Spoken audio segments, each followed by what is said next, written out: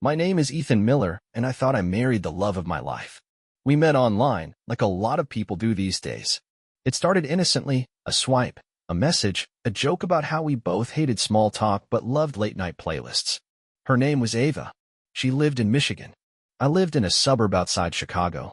I worked in IT, network security for a cloud company. My life was predictable, structured, quiet. Hers wasn't. She was light, laughter, and color in the middle of my grayscale world. Ava was beautiful, and not in that overdone influencer way. At least not at first. She told me she modeled for small clothing brands, did occasional brand promotions on Instagram, but was more real than people think. And she was. She'd send voice notes when she was tired. Little selfies and hoodies, with no filter. We talked every night. At first on the dating app. Then Instagram. Then texts. Then phone calls that lasted until the sun came up. I wasn't good at relationships. I'd only had one serious girlfriend before, and that ended when she said I was too emotionally distant. But with Ava, I felt seen. We dated online for 5 months. She flew out to visit me twice. Each time, it felt like a dream. We walked the lakefront, cooked together, talked about everything: future plans, childhood trauma, favorite movies. The second trip, she stayed longer. She said she was thinking of moving to Chicago. I offered her the guest room, half joking. She moved in 2 weeks later. I was nervous. I wasn't used to sharing space. But she made it easy. She was affectionate, funny, always posting cute photos of us on her Instagram stories. I noticed she didn't tag me much, said her followers got weird when she shared relationship stuff. I didn't push. I trusted her. A year after she moved in, I proposed. She said yes through tears. We had a small wedding. Just family. She wore a dress she said she found on sale, and I thought she was the most beautiful woman I'd ever seen. That night, I remember thinking, I made it. I beat the odds. This is my forever. And then, 6 weeks after the wedding, everything fell apart. It started as a normal Tuesday. I was working from home, trying to troubleshoot a latency issue for a Canadian client's e-commerce server. The site didn't load properly from US IPs, so I connected through a Canadian VPN and forgot to disconnect. When I went to take a break, I opened Instagram. Ava's page loaded automatically. But something was different. Instead of her usual profile, another one popped up. Almost identical username. Same profile picture. But this one was marked private. I was confused until I realized the VPN tricked Instagram into thinking I was a different user from a different region. And somehow, that let me see a hidden account. One Ava had never told me about. I clicked into it. She was live. Streaming. In lingerie. Laughing. Her voice soft, sultry. And on screen, dozens of usernames filled the chat box, men from everywhere, sending heart emojis, showering her with praise, digital gifts, money. She was calling them baby, sweetheart, my only one. My chest felt hollow. My lungs stopped working. Then I heard her say, I wish I could be in Chicago tonight, you know? I'd curl up next to you like I always do. And I realized she was saying our lines to someone else. To everyone else. I sat in stunned silence. The stream ended. I didn't confront her. I walked into our bedroom, picked up her phone from the charger, and unlocked it. She never changed the passcode. Inside, it was worse than I imagined. There was an app, separate from Instagram, where she ran private chats. Dozens of them. Each one labeled with a different guy's name. Some had been going on for months. Some years. I saw screenshots of money transfers. Notes like, send him a voice memo today, or remind him you miss his hugs. There was even a folder titled VIPs. I was in it. Along with 5 other men. I was just another victim. A character in her game. She married me. Slept next to me every night. Looked me in the eyes and said, I love you. And all the while, she was feeding lies to strangers for money and ego. My hands shook. My heart didn't break. It hardened. She thought I was just another fool with a steady paycheck and a soft heart. But what she forgot was who I was before her. An IT guy. A quiet one. The type of man who knows how to follow digital trails, trace addresses, find what's hidden behind the polished profile. And now, I had access to everything. She built an empire of lies, one sweet word at a time. I was going to burn it down. Not out of rage. Out of principle. Out of love for every version of me she conned. And I wasn't going to scream. I was going to code. Because revenge doesn't always come with shouting. Sometimes, it logs in quietly and deletes everything. The night I found the truth, I didn't sleep. I lay in bed next to the woman I married, Ava, watching her breathe, wondering how many fake goodnights she'd whispered to other men just hours earlier. My chest was hollow, my mind sharp. I didn't yell, didn't cry. I just got out of bed, sat at my desk, and opened a blank text document. Not for a diary, for a blueprint. If she could build an empire of lies, I could build something stronger, the truth. Anonymous, untraceable, and deadly. I created a new identity, new email, new server. No link to me. Bought a domain, thuiffiles.com.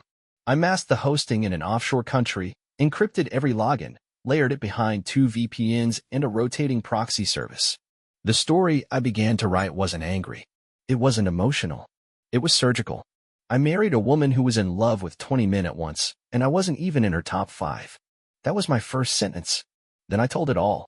From the first message to the wedding to the night, I found her secret live stream. I posted screenshots, receipts, audio clips of her voice messages, nothing illegal, nothing too identifying, but enough to make the story real. Raw. By sunrise, I had 20,000 words written. 2 nights later, I hit publish. The post sat there like a lit fuse. And then it exploded. Reddit picked it up. Then Twitter. People didn't just read it, they shared it.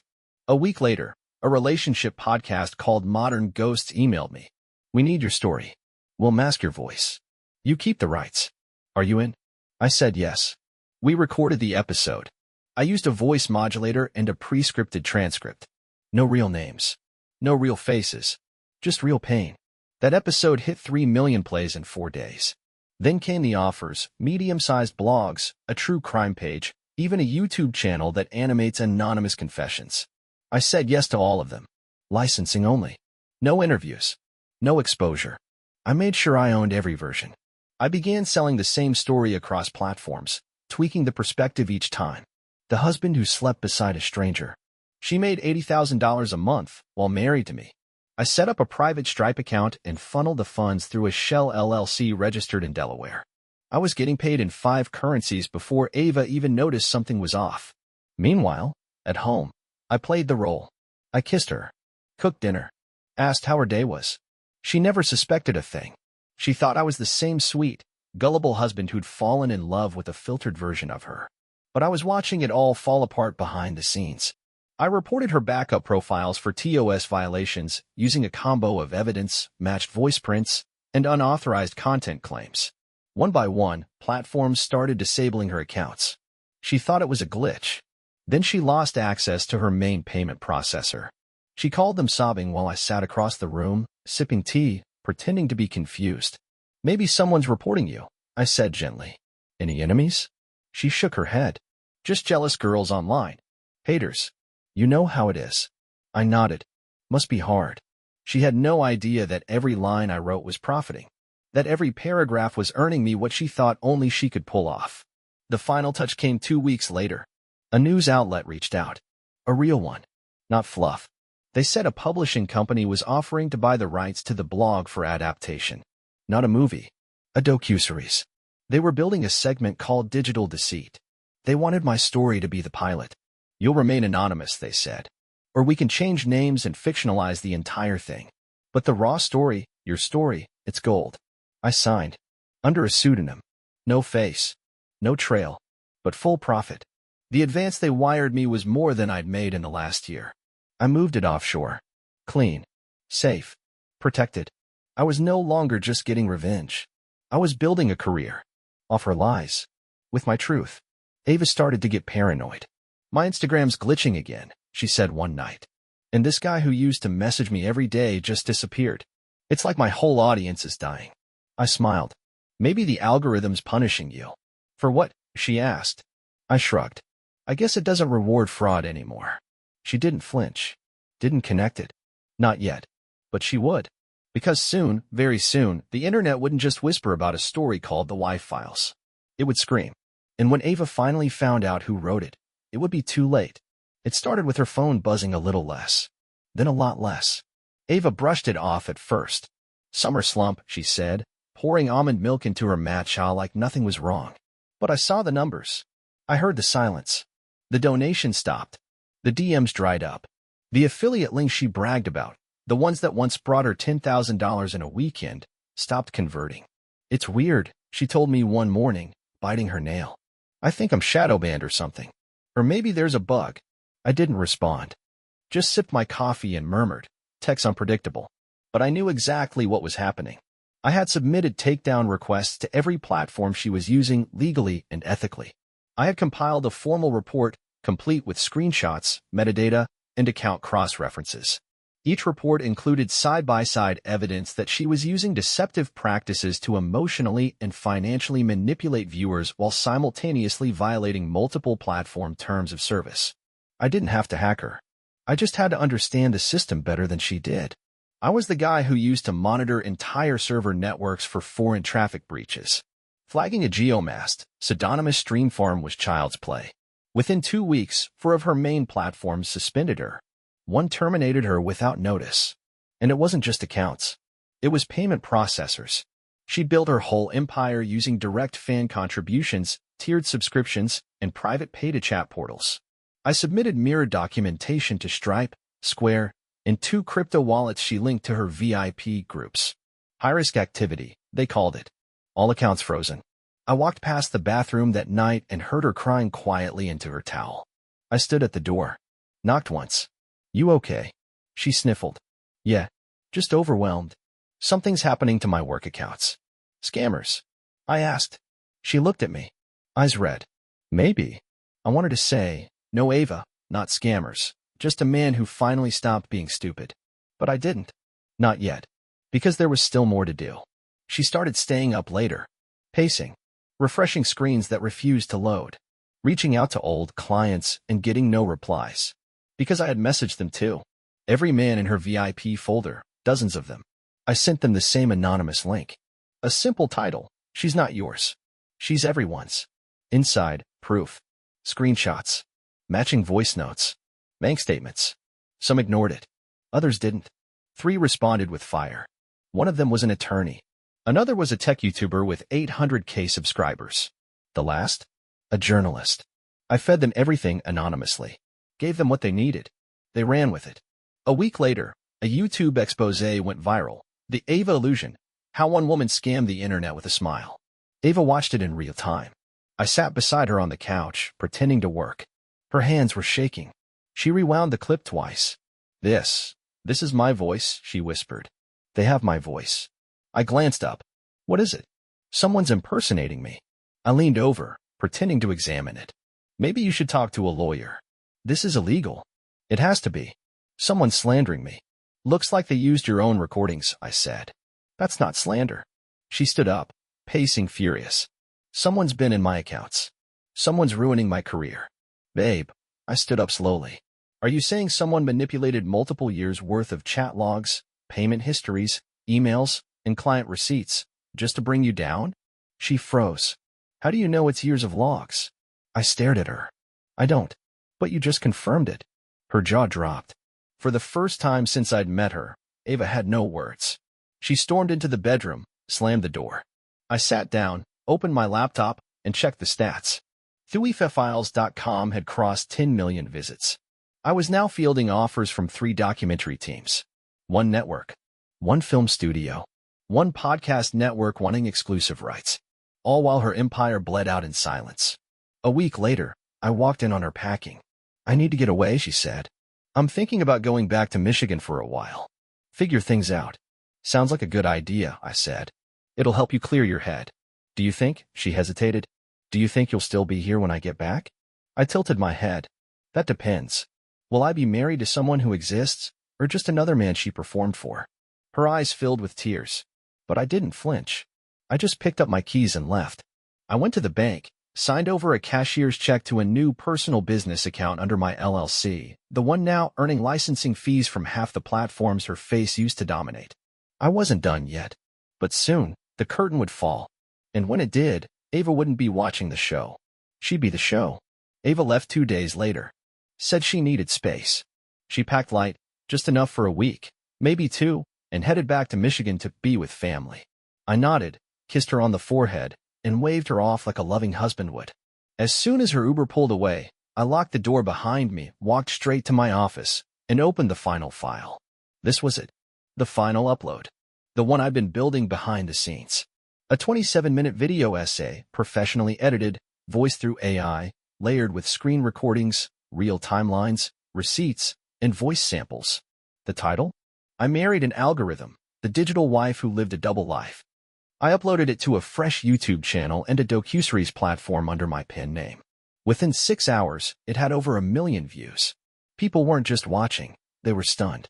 The comments came flooding in. This is the wildest true story I've ever heard. She was scamming him and married him? The calm revenge is giving me chills. Please Netflix, someone pick this up. And then, someone did. The same production company that had optioned the blog called. Your story just broke 8 million impressions across platforms. Netflix is interested. They want a pitch deck. I sat there in silence for a full minute. Then I said the only thing that made sense. Let's go. While the team worked on a treatment draft, I coordinated the final legal pieces. I filed for divorce. No messy fight. No accusations. Just the paperwork, filed clean, with all financial accounts protected and documented. Because thanks to her deceit, her streaming earnings wouldn't count towards shared assets. And my anonymous income? Untouchable. The irony was thick. She thought she married a man who would fund her fantasy. Instead, she married the man who would write the final chapter in it. She didn't reach out until a week later. A single email. Subject: was it you? Message: tell me the truth. Did you write all of it? I replied with one sentence. You should have checked which one of us was the real content creator. She didn't respond. But she didn't have to. Her accounts were still offline. Her sponsors had all ghosted. A coalition of former followers launched a class action suit claiming emotional fraud. One of the men from her VIP list, now connected with others through my anonymous tip, was suing for damages. She tried to rebuild. Launched a backup Instagram under a fake name. I had it reported and pulled within 48 hours. Tried OnlyFans under a pseudonym. Same result. Each time she emerged, I was already 2 steps ahead, armed with digital fingerprints and linked metadata. Because while she was playing the game on the surface, I lived in the code. And code never forgets. The docuseries launched 3 months later. They re-recorded my voice, dramatized the marriage, even used actors for reenactments. But every word? Mine. Every beat? True. I watched the premiere alone in my apartment, no longer ours. I didn't cry. I didn't cheer. I just let the credits roll while my phone buzzed with royalty updates, messages from producers, and another interview request from The Guardian. Ava never got her name back. Never got her audience back. But I didn't set out to ruin her. I set out to reclaim me. My story. My dignity. My intelligence. And when it was done, I had turned a nightmare into a brand, a broken heart into a business, and silence into something millions listened to. I wasn't anonymous anymore. Not online. But in real life? I was free. No one knew my face. No one recognized me in the store. But they knew my voice. My words. My work. And when people asked if the wife files was real, I always smiled and said, every single word. Because the best part of revenge isn't screaming. It's telling the story better than they ever told the lie. 6 months after the docuseries premiered, I stood in line at a quiet cafe 2 states away from where I used to live, tucked under the shadow of a brick building no one looked twice at. The barista asked for my name, and I gave him my usual fake one. Not because I was hiding, but because I liked it that way. Peaceful. Invisible. Free. No one here knew who I was. Not the barista. Not the people beside me. Not even the owner of the cafe, who had unknowingly asked if I wanted to advertise on his wall. What he didn't know was that the man in front of him had made enough money telling a story that people couldn't stop watching, sharing, and quoting. The Y-Files had gone global. After the Netflix deal, the story was translated into 5 languages, dubbed into 2 more. Merchandise popped up, not mine, but I didn't mind.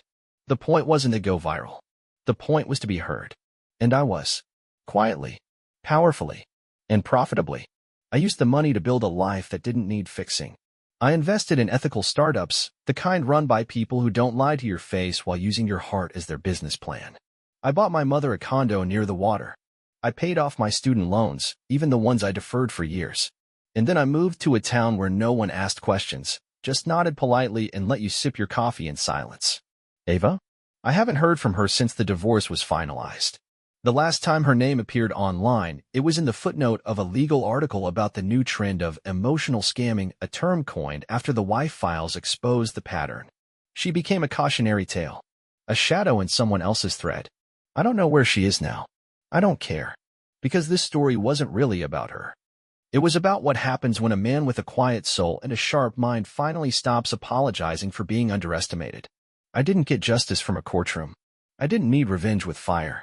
I used truth, technology, and the one thing she never expected from someone like me, patience. The final payout from the streaming rights came in last week. I stared at the number. 7 figures. No debt. No attachments. Just clean, quiet freedom. I shut the laptop, walked outside, and watched the sun rise over a street no one would recognize. And that's when I knew. I won.